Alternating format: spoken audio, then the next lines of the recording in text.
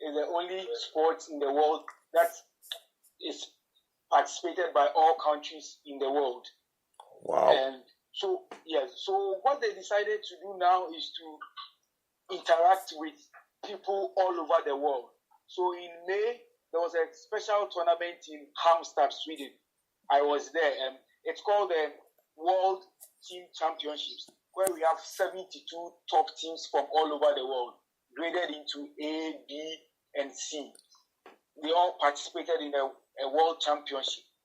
And during the event, it was streamed live on Facebook, also on YouTube, and they had another website.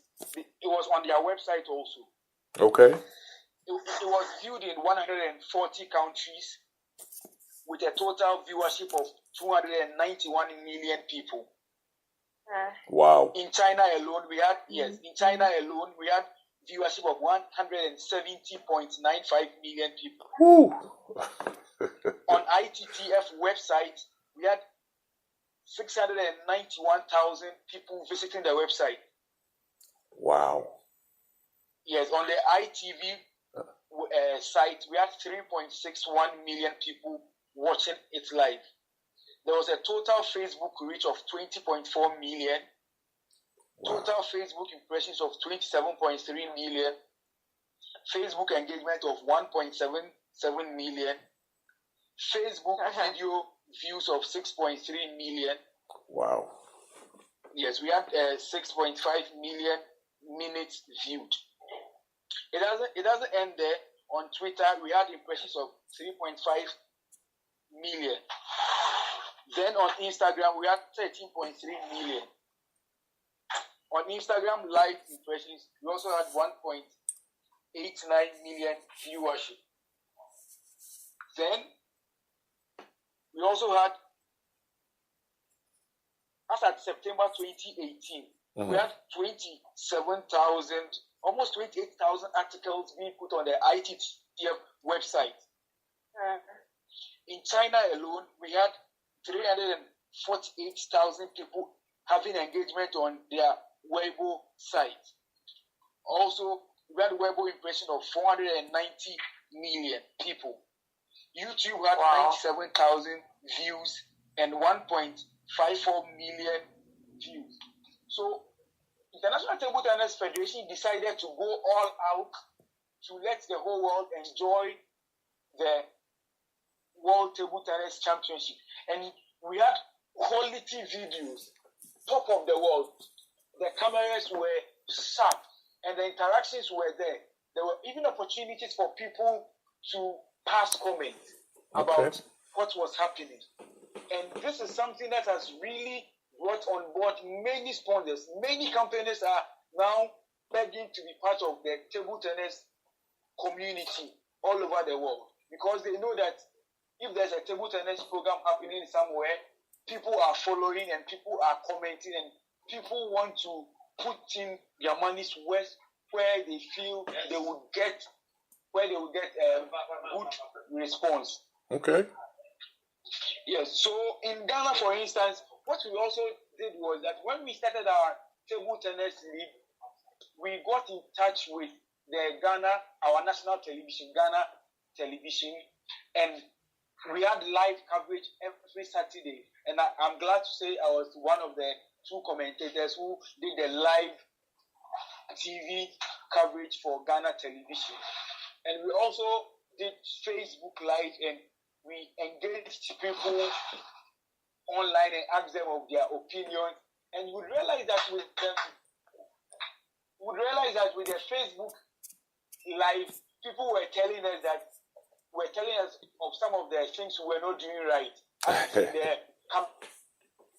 camera angle, we focusing on one table or focusing on the whole table. On the international scene, if there's a live coverage, we have one professional camera or maybe two or three focused on one table, and there's a particular link where you can watch that particular live match. But in Ghana, we had one or two cameras, and they were just beaming across the table. So there was no consistency. Even though we had a lot of people watching, we didn't have that consistency because you would find that people were just crossing their cameras. But on the international scene, cameras are fixed and they can zoom from far and you get proper coverage. Mm. Unfortunately, we do not have an active website. But what we've done is we record the videos and we put them on YouTube, and we put them on those YouTube links on Facebook, and people watch. And we realize that people all over the world, we get a start on YouTube. We get a number of people watching from different countries. And I think it has really improved the game of table tennis, because on Facebook now, if somebody sees anything on table tennis or any sporting activity, the person will send the link to my Facebook page or send me a message via my inbox and tell me this and that are the things going on. Okay. And it is really reviving the game of table tennis and other sporting activities a lot. Also in football, when we had Glow sponsoring the Ghana Premier League, people were not attending the program. But then when they activated their Twitter page and Facebook page and made it very interactive, people started having all sorts of arguments about matches between our top teams, Kumasi, Asante Kotoko, Accra Hearts of Oak, talking about which team win. And I mean, people were saying, okay, meet me at the sports stadium, let's see who wins. And it really grew, then it really grew the number of people who were moving to the various stadia to watch matches. But unfortunately, because the quality was not high, people were still focusing on the international matches, the Premiership, the Italian Serie A, and the Spanish La Liga. But I think overall, social media has really projected sports to a higher level. And even for the sportsmen, we've had opportunities to be able to travel to cover some of these programs and even broadcast it back to our countries live. Hitherto, you'd have to wait for days before these reports will be brought and published in magazines or in the traditional media, in the hard copy newspaper. But social media has really, really grown our sports for us. But then we would need to put in more human capital and also put in more investment to make the videos of high quality, so that when somebody is watching your video that you are showing on Facebook, the person would continue. Okay. All right. I don't know if we lost him there. I hope he reconnects back. Maybe he's getting a call. Interesting take in terms of the numbers. Really, really significant numbers there with the engagement using social media, and which is what at the end of the day, when we report sports, it's all about trying to reach the audience, try to reach the fans, and try to report to them and get them interested and bring them on and kind of connect them, so I don't know how what I'll say we can look at this whole thing, but I believe that sports yes, Yemi, I think we lost you there for a minute. Yes, sorry about that. Yeah, you went off. Yes, let me connect. What's his name again? Nathaniel. I think we kind of had a little technical difficulty there. Okay. Yes, but you guys are still on. But anyway, the thing here is that social media has created. Yes, I say yeah. Sorry about that, and I don't know if it's you or me, but oh boy, we've lost OG there. So let's try to get him as well. We're starting to have some technical difficulties here. Yeah, just a second there. These are the realities of what we do here. But yeah, the importance of social media is really critical. It's really important, It's very valid as to how to connect and engage with fans, because at the end of the day, with sports, it's about fan engagement. It's about fan engagement.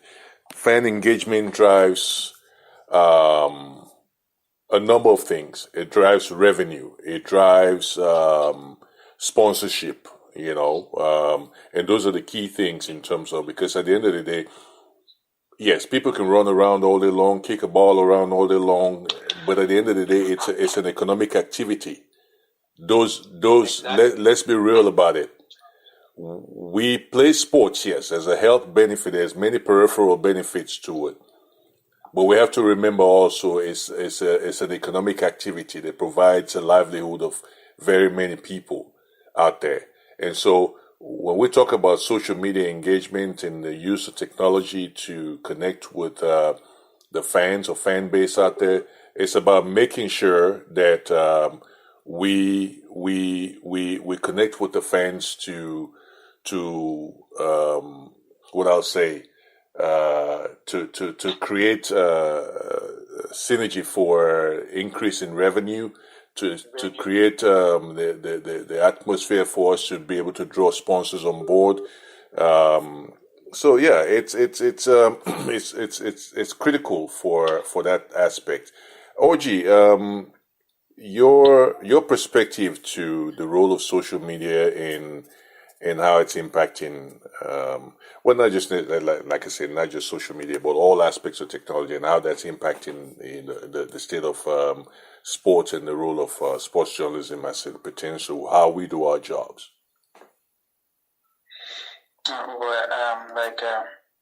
I think recently we've had a lot of studies going into this place. So what's technology doing for us, and what are we doing for technology, and what are we doing against technology, and what is technology doing against us? So I feel the relationship between us would continue to get new and new definition as we move on. But then studies have shown recently even that this year we had a scale up in the number of podcasts we are beginning to have in a lot of media organizations, things that were not common before. We have a scale up to the number of people who do subscription. A lot of magazines in the time past don't introduce subscription as such. We look at the advertising revenue. Why I have to go this is because technology makes those things possible. Okay, but then bringing it down to the journalist myself, I think Twitter, that app alone is world for me. In fact, that app is the standpoint of my journalism career. Is the beginning of it. It's been the thing driving it. Very recently, I had the opportunity of doing some stories in DR Congo, and then some other one in Uganda, some other one in Togo, and then some other one in other African countries. And then when I asked my colleague asked me, well, you don't travel out of Lagos, you don't travel out of Abuja. So why are you doing stories in DR Congo? Then how are you doing stories in Mali? How are you doing stories in other countries of the world? Then you see it. What it defines that maybe sport journalists are not yet at the level. A lot of us, especially in this part of the world, we are not at the level where we understand just how powerful it is to even have a mobile phone that can browse. Okay, it's an access to a lot of things, and then when you bring it down to sports, it is perfect. You can do a lot of sports using your phone alone. That is what it is now for sports journalists. Have a phone that can browse, and then you're already a journalist, number one. If you add ethics to what you're doing, you're already a very good journalist. If you have passion beside it, you're already an excellent sports journalist. So these are the things. This world, the technology present has made everything easier, but some people will argue it has even made a lot of people much more lazier. But technology does not actually have any reason to make us lazier, because it has to even make us much more careful. Because it is easy for you to see someone to grant an interview on Twitter, but checking up the evidence backing what the person is saying is a little bit much more difficult. Establishing individual trust and confidence in your source is something that is a little bit more difficult at this age. So the problem we are having at this very stage, which I fight every day to know if I can come out of it, as many people are doing to make progresses, You have something helping you and harming you at the same time if you are not actually very careful. It's easy for you to connect to a source who tells you the president is a liar, he's told to